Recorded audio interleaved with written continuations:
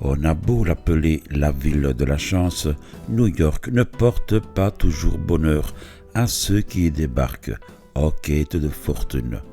Les émigrés qui fouillent à passé douloureux n'y trouvent parfois qu'une autre misère. Celle-ci côtoie en effet la prospérité. Les belles carrières se font, mais aussi s'écroulent.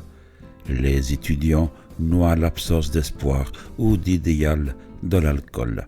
C'est un tableau plutôt sombre que Dos Passos nous offre d'une ville qui, au début du siècle, faisait rêver tant d'étrangers. Bud, le jeune paysan qui a sur la conscience le meurtre d'un père trop violent, ne trouvera à Manhattan que des raisons de se jeter dans un quai dans l'eau noire. Joe Harlow, l'ex-roi de Wall Street, est devenu un clochard. Le bel étudiant Stan se tue à force de boire. Quant à la belle Hélène, la star à qui tout semble sourire, elle aussi est victime de son amour pour Stan et n'a d'autre choix que de se vendre à un homme riche.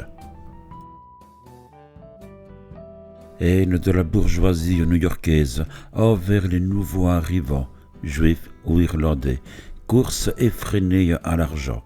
Chez Dos Passos, la description de la ville des gratte-ciel offre le prétexte à une âpre critique sociale. Les faibles sont broyés, les puissants malheureux.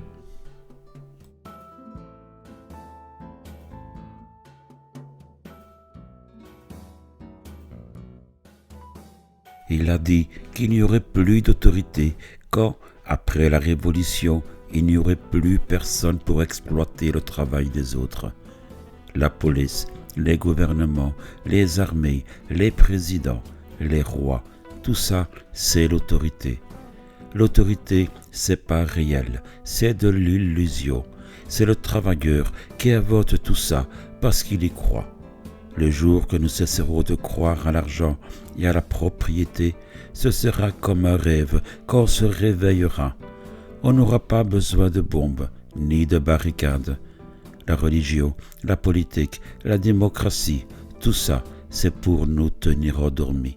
Chacun doit aller dire aux autres, réveillez-vous. Un des points forts du livre est sa structure originale, qui utilise des techniques de montage pour suivre l'histoire de différents personnages. Chaque chapitre est consacré à un personnage différent et le lecteur suit leur vie à travers leur travail, leurs relations et leurs rêves. Cette structure permet de donner une vue d'ensemble de la ville et de montrer comment les différents personnages sont connectés les uns aux autres. Le style de Dos Passos est également remarquable, avec des passages poétiques et des descriptions détaillées de la ville et de ses habitants. Le livre est également rempli de références culturelles et historiques qui ajoutent une dimension supplémentaire à la compréhension de l'époque.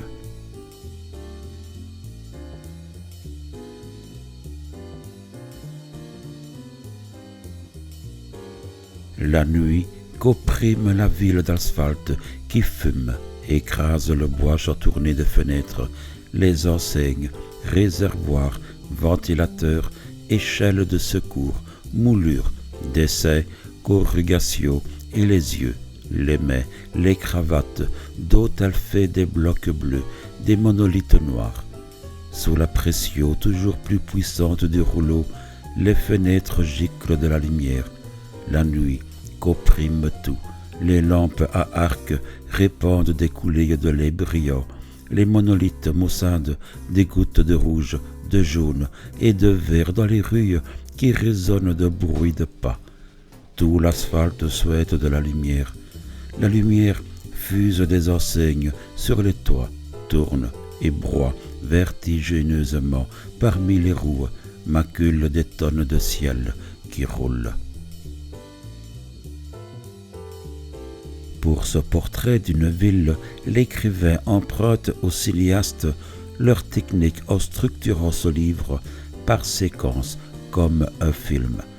C'était totalement nouveau en 1925 lorsque le livre a été écrit. Comme un cinéaste encore, Dos Passos insiste sur l'élément lumière ainsi que sur les images symboles, comme celui de Cudjat en train de regarder un dirigeable. Le petit Cudjat s'arrête net, arc-bouté sur ses deux bras, au milieu du trottoir, dans la 14e rue. Parmi les jambes qui marchent, les jambes maigres, dandinantes, jambes dans les jupes, des pantalons et des culottes, il reste là, complètement immobile, arc-bouté sur ses deux bras, les yeux levés vers le dirigeable.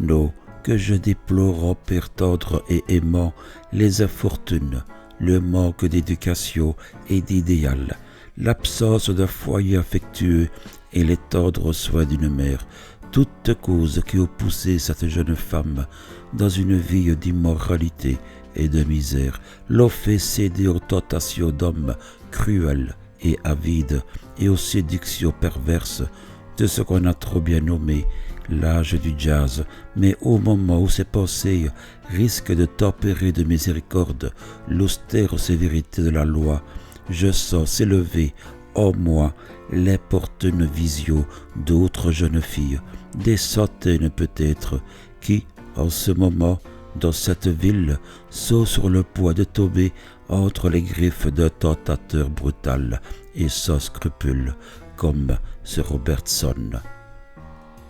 Pour lui et ses semblables, nulle peine ne saurait être trop sévère. N'oubliez pas que la pitié mal placée est souvent plus tard source de cruauté.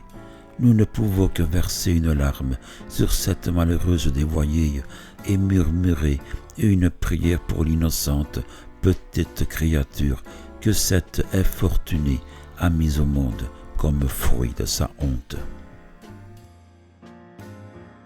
L'œuvre de Dos Passos, né à Chicago d'une famille d'immigrants portugais, marque un tournant dans la littérature américaine. Contemporain de Fitzgerald et de Hemingway, note le critique et historien Jacques Cabot, il a appris à écrire dans le Montparnasse des années folles, mais sa réputation de romancier social le rattache plutôt à la crise économique des années 30 qu'à l'âge du jazz des années 20. Au désenchantement de la génération perdue succède un roman engagé et au lyrisme désespéré des héros solitaires de Hemingway et de Fitzgerald, une épopée de l'aliénation sociale où les destins individuels se confondent dans une catastrophe collective.